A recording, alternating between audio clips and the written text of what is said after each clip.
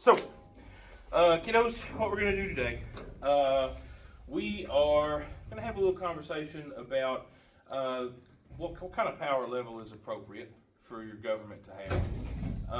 Yeah, I see hands. We'll get there in just a second. Calm down. The last unit that we did, all about the American Revolution. Just curious, do you think that they felt like in the colonies that the British government had just enough, or maybe a little too much power? A little too much.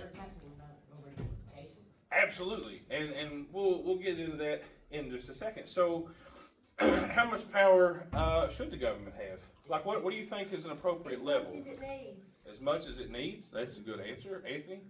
Equal amount. Equal amount, as the people. You think it should be authority should be shared? What do you got to say, Mr. Jackson? I feel like I forgot what I was saying. I know what I'm saying, but I don't know how to say it. Hey, it's okay. Let's take a look at a couple of modern day examples. Okay, that way we don't feel like this is like real stuffy and just way on back in the past. Would you guys like to walk out your door to that every day? No. I think I'd start. Huh? Can Can you use the bathroom? Yes. Yeah, go for it. Would you guys like to walk out your front door to that every day? Not really. No, I'm gonna walk back inside. Yeah, because a city burning down, and do those look like? And I'm not profiling anybody. That's the 2020 back. Do people get murdered in situations like this? Yeah. Yeah, does stuff like houses and shops get broken? So we can all agree rebellions, riots. We want a government that's strong enough to maybe handle that stuff. First of all, hopefully to keep people happy enough that it doesn't happen in the first place. But then secondly, if something does go off the rails and people do start burning stuff and maybe killing people and being violent, maybe it can be shut down. Like with, riot police being dispatched. Those guys that's got like shields and the black armor and all that whatnot. On the other hand, though, this is kind of an old grainy black and white photo. All these little specks here, they're dead bodies. This is a photo of the aftermath of the Tiananmen Square massacre. That happened in China, I think, in the early 1990s. And essentially, what went down was these college students. They got together and they wanted to have like a greater say in their government because communism. It's not famous for allowing people like free speech or free anything really. So these college students got together. They wanted to have a greater say in their government. And the government dispatched troops to Tiananmen Square, and they killed a bunch of them. Have you guys ever seen that picture of like a line of tanks, and then there's one guy standing in front of them? Yeah. And they're kind of stopped. Yeah, it's a pretty famous picture. That is from the Tiananmen Square massacre, and it's a beautiful symbolism of a person standing up to tyranny. Okay, but this is a little later. All right, the tanks didn't stay stopped. The government rolled in and they killed a bunch of young Chinese folk just because they thought their government was too powerful. So what's a question maybe we need to answer before we can decide when a government's too strong? Let's think about that. Well, they can't have as much power as China, clearly. Oh yeah, that's too strong, right? So that you bring up a good point in that though, Caleb. In order to know when a government is too strong, we need to know what a government that's too strong looks like, right? And like you went right there. That's how we answer questions with other questions. And on that same token, how we know when a government's too weak? What do we need to know to determine that? They don't have the power to overpower people. Yeah. So maybe if people are looking like this all the time, maybe that government's not strong enough. Maybe they need to step up their game a little bit. I like to think of it like getting tea from McDonald's, right? Yeah, getting tea from McDonald's. It works on the same note. Y'all ever had? Who likes sweet tea? Show of hands. Okay, I do too. Sometimes it's good, sometimes it's not. There we go. We're in the South. We have very high standards for sweet tea, don't we? And like y'all ever had tea from McDonald's where you got it and it was pretty much just like sugar water? Yeah. That means it's too weak, right? Now I've had some tea also, like at my granny's house. It tasted like chewing up the leaf. Like that's how stout it was. It was about like drinking syrup. That tea's too strong. So in order to know like what good tea is, we have to have drank sugar water, and we also have to have drank tea syrup. Much in the same way, that's how we can know when a government's too weak or strong. Is what we've seen before, what we're looking at now. So coming out of the revolution, what these states sat down and did in the middle of it, they hammered together the Articles of Confederation, which was basically just an official statement that allowed them to do the things they were already doing. Their government was just strong enough to maintain an army and that's really about it. It was lacking a lot. So when the revolution gets over with and people are still living under that government, then they really start to find out what sort of problems it has.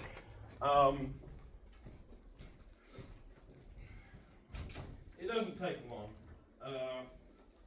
for things to start peeping their ugly heads. So let me find out where I'm at here real quick. Yes, this is important. There were how many colonies? 13, right? And those colonies formed after the revolution. They formed the first 13 states. Now, today, we have an American Constitution. It kind of governs our federal government. It constrains them. We'll learn a lot about that later. How many of y'all know, though, that states have their individual constitutions? There's a couple that know that. This is a fuzzy, super grainy picture of Kentucky's Constitution. The OG version from 1799. Huh? That the governor has 2 terms. Yeah. So it's got a lot of that stuff. It places restrictions on the government, what they are allowed to do, what they're not allowed to do. And in a lot of ways, these state constitutions were a lot more powerful than the Articles of Confederation that kind of held the federal government together. A lot of these constitutions, like our Constitution, has the Bill of Rights, right? We have the freedom of speech, freedom of religion, the right to bear arms. Nobody can stay up in our houses like the Quartering Act the British soldiers did. They put that together because of all the abuses that the British government imposed on them during, leading up to the Revolution. A lot of these state constitutions are the same way. State constitutions are yet another layer of protection for liberties. A lot of these state constitutions protected 2 things. Number 1 is going to be a trial by jury. It's important to have a trial in front of people who are just like you. It's a lot scarier to have a trial in front of, who would it be scarier to have a trial in front of, kiddos, than regular people? One? Your church pastor. Okay, so that's a good example. Even though, they kind of know what it's about. Oh, you got to say, Mr. Troxell? My parents. Your parents? Okay. Mr. Jackson? Possibly Putin? Putin. Okay. Why would you be more afraid to have a trial in front of Vladimir Putin? He can get you killed. Right? When your life is in the hands of somebody who don't know anything about you or what it's like to be you, what might have led you to do the thing that you did, or even really advocating for your innocence. It's a lot scarier to have a trial in front of a military tribunal. It's a lot scarier to have a trial in front of really powerful government figures, right? Rather than just regular folk. Yeah, other dictators. We wouldn't want to find ourselves in that spot. So what would happen during the Revolution, as we studied the Sugar Act, people would actually be extradited back to Britain to be tried in front of British authority rather than people around them. You think sentences were harsher in Britain? Yeah. Absolutely they were. And people had something to fear because of that. So one thing they made sure they guaranteed, trial by jury. You're not shipping me anywhere. I'm going to be tried in front of my friends. The other thing that they always guarantee is freedom of religion. Y'all remember talking about people come over on the Mayflower, those pilgrims, right? They came over to escape religious persecution. All the stabby wars that were going on in Europe, there were 70% of Germany died because people were all up in arms about Catholics or Protestants or whatever. All that stuff that happened from the Reformation. So I'm going to stop right here. For now, what I want you guys to do, I've got an Ed puzzle posted in your Google Classroom. I want you to go ahead and pull out your Chromebooks. I want you to get started on that. We will reconvene in 11 or 12 minutes, and we'll move on just a little bit more. I'll tell you about what the Articles of Government got right. All right? Yes, ma'am. Yeah, absolutely.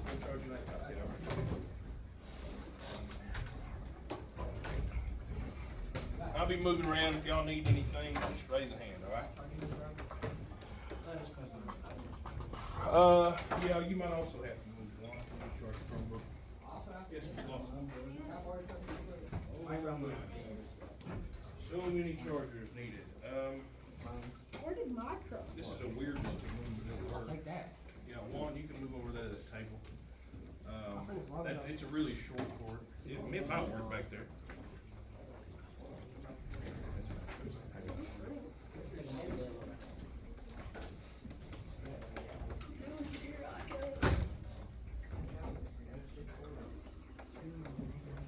Was there anybody else needed a charger? I found this one on the floor.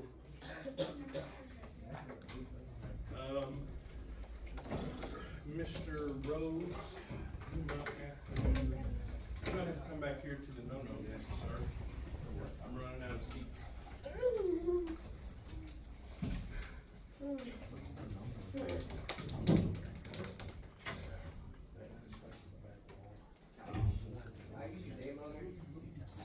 Yeah. Hey, kiddos, shush, shush. Ed Puzzle, be about your business.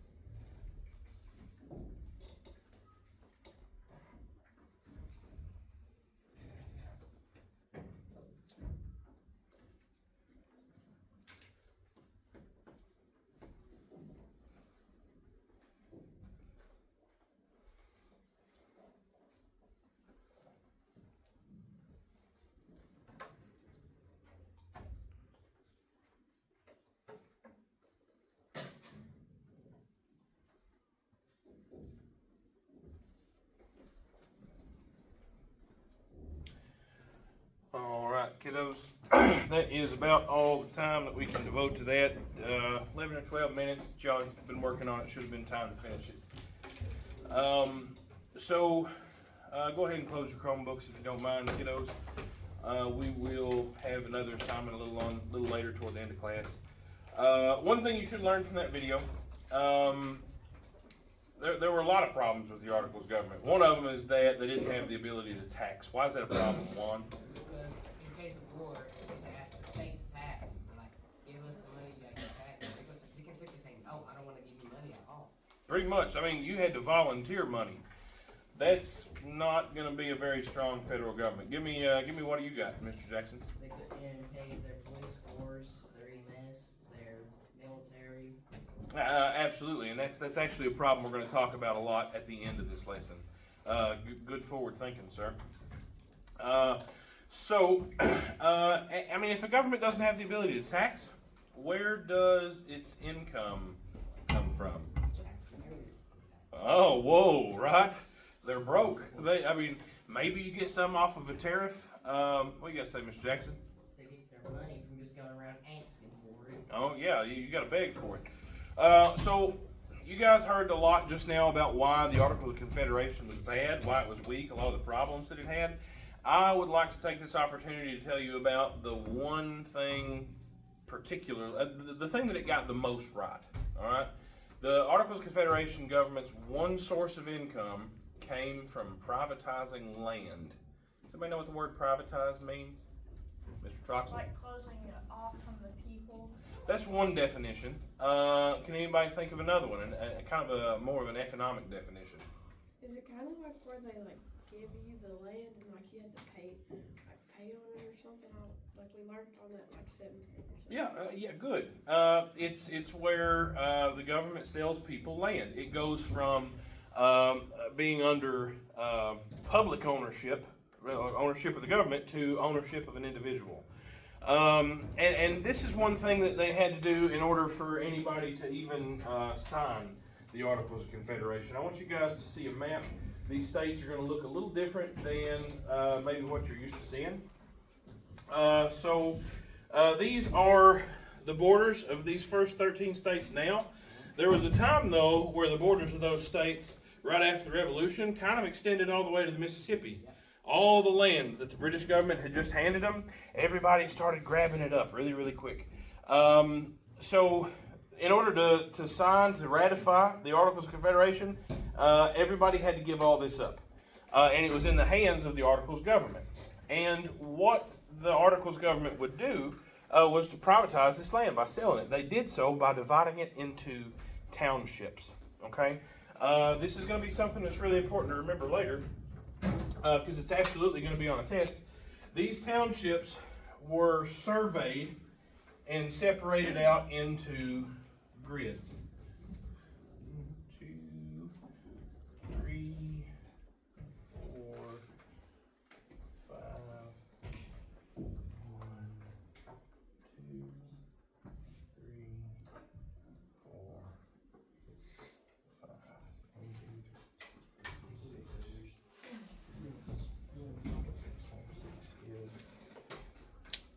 I'm terrible at math. Okay.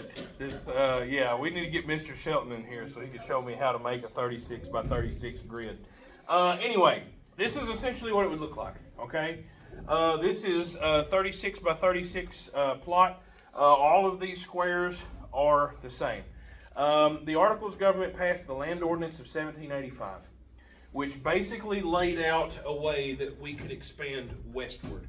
Now, as the government sold this land to people, and people gave their money to the Articles of Government, do you think they just leave that land sitting there, or would they move their family over there? Yes. So when they moved their families over here, the population of this light green area started to go up.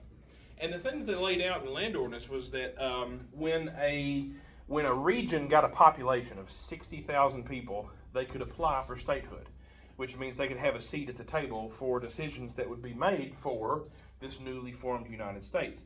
Kentucky, actually, I have to go back and make sure. I'm pretty sure Kentucky was the 14th state.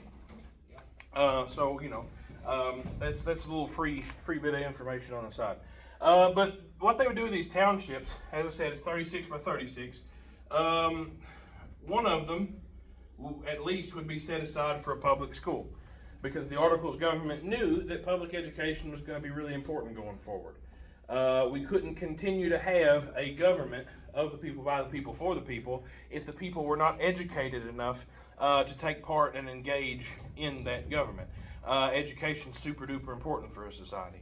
Another square would be set apart for a church, and no more than 2 for a university. The rest of these would be places where people lived. Now, we come up on some of these, and this is the thing that's going to be on your test, okay? Each of these little squares, this might sit on a state line or at the base of the Appalachian Mountains or something. So they don't all look super duper neat divided into 36 squares. The thing that you're going to see on your test is something that looks like that. It's going to be all oblong. And there are going to be pieces of these sections of the township that are cut off. When you see it, don't count the pieces, okay? It's only the full squares of the township. It's going to ask you how many there are, and it's going to divide it out into ranges. 1, 2, 3, 4, 5, 6. It's going to ask you how many sections are in the 5th range. What's a section? 4. Wait. Well, you're right, it is 4.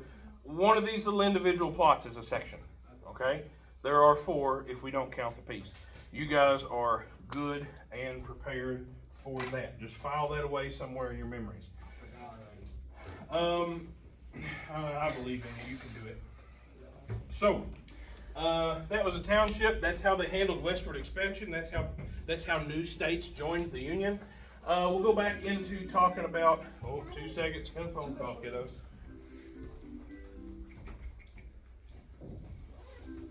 Yes, ma'am.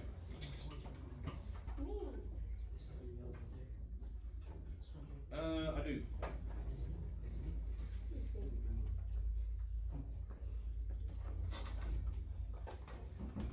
Okay, no. Yep, that's it. Hey, Christopher, do you know where the counselor's office I'll is? take him. No, I think you got any clue where that is? I'll take him. Yes, no. It's downstairs. If you walk that way toward the office, you'll see a sign above Miss Vicki Davis's door. Miss Jeannie wants to give you a little paper. Take him. Anyway, yeah, Miss Jeannie. So anyway, that's how westward expansion statehood was handled. This though, yeah. Useless. There we go. It's useless. People used to say, well, that's not worth a continental. So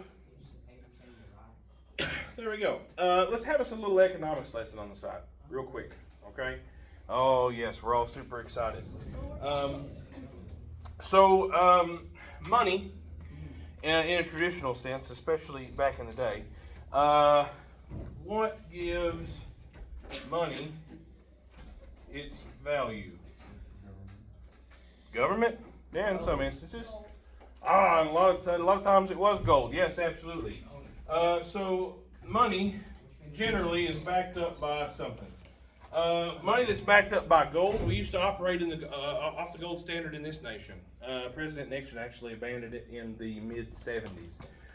When he unhitched our currency from gold, it became a fiat currency.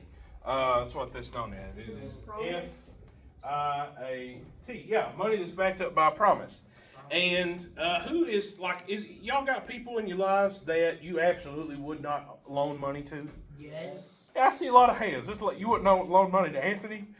That's cold-blooded. What you got to say, Caleb? Can I go to the bathroom? Yes. So, future reference. Don't ask me in the middle of a lesson, okay? You can sidebar conversation about that. Anyway, money that's backed up by a promise is a fiat currency. Given that the Continental government couldn't collect taxes and its only form of income was from selling land to citizens, what do you think their promise was worth? 0. Nothing, right? Yeah, actually, we have a fiat currency in the United States right now, and we're $36 trillion in debt. That's kind of a big deal. Here's the thing, though. We have the biggest economy in the world, and even though it's not backed up by the gold standard, the U.S. dollar is the global reserve currency that actually allows us to borrow more money. That's we'll talk about that some other time. But anyway, the promise of the American government today is worth a lot. Therefore, we are able to print off lots and lots and lots of money. That's a process called quantitative easing. We'll also maybe talk about that some other time. If somebody came to, I don't know, not even Pulaski County. Let's say you ran a business. Let's say, who wants to be in an example? Miss Lily. Lily sells shoes. That's what she does. She sells shoes for a living. And Lily expects money when she gives somebody a pair of shoes, right? She's worked really hard to get them. But if somebody walks up with this, it's worthless, right? Are you going to be happy to sell them a pair of shoes, Lily? No.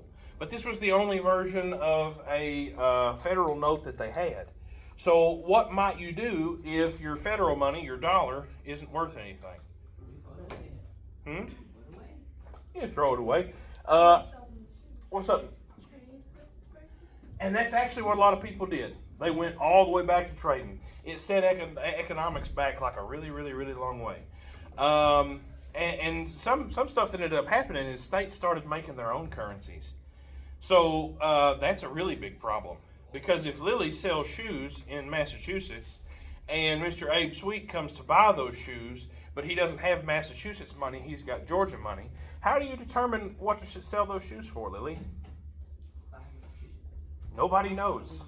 So Abe better bring something to trade for shoes, because this, she's not going to take. And that actually brings us to the final point, kind of before we get into our assignment. I've already moved through all that. Yeah, we'll highlight. No. We'll highlight this. Remember that picture that I showed you guys about all those people burning stuff down? Yeah, okay. Well, that's where this leads to. There's a fellow by the name of Daniel Shays. And he returns from the Revolutionary War to his family farm. And when he gets there, ooh, why must people call me all the time? Yeah, there's two people calling me at once. Yes, ma'am.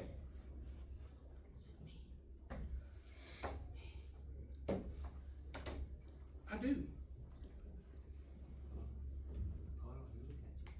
Okay, yes, ma'am, will do. Yep. Yes, ma'am.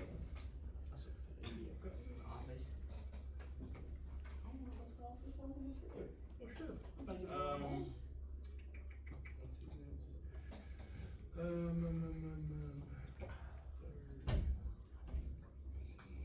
ma'am.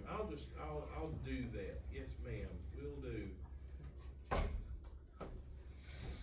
Okay, I'll save you lots of time on the phone. I'll get right on it.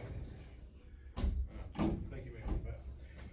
Hey, Ron, go to the counselor's office. I also got a paper for you. So, city's burning down. People are upset. Mr. Shays returns home from the Revolution, and he's in a lot of debt. And people are going to take his farm away. How do you think he felt?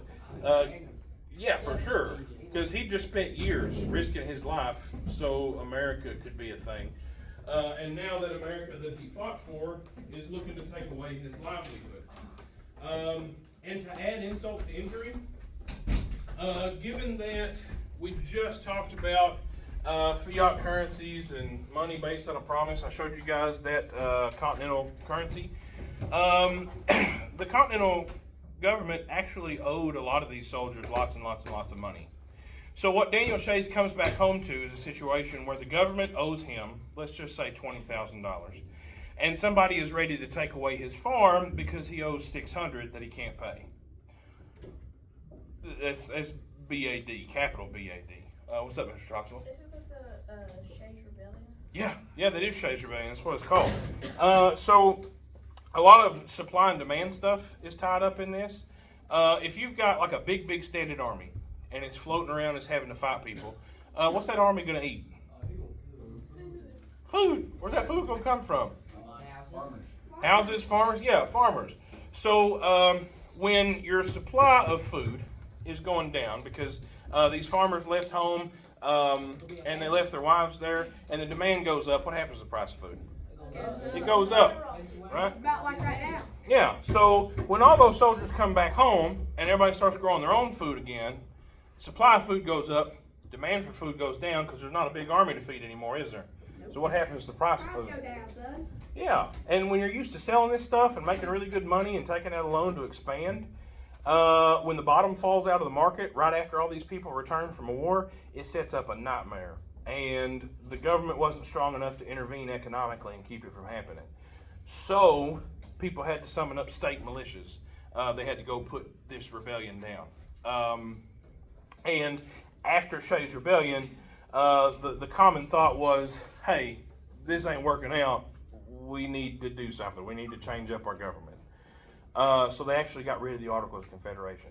I'm going to give you guys one more thing. You're going to examine some primary source material, like stuff that actually came from the Articles of Confederation, and you're going to do some decoding. All right?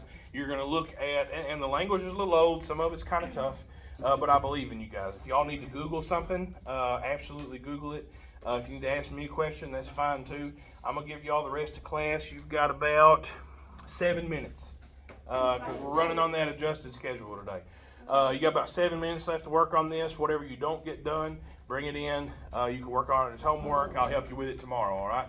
So give me 2 seconds. I'll get this passed out to you.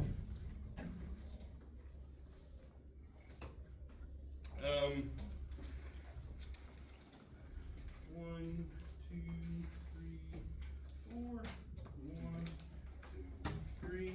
You kiddos are doing a fantastic job, by the way. Super duper proud. Couldn't be happier. And just take one and pass them back if you don't mind, kiddos.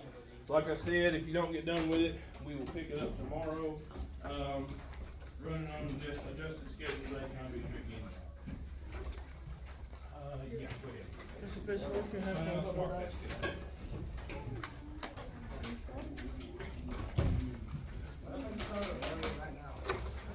Please don't. We got 5 minutes left. If you're going to start a rebellion, do it in your next class. Yeah.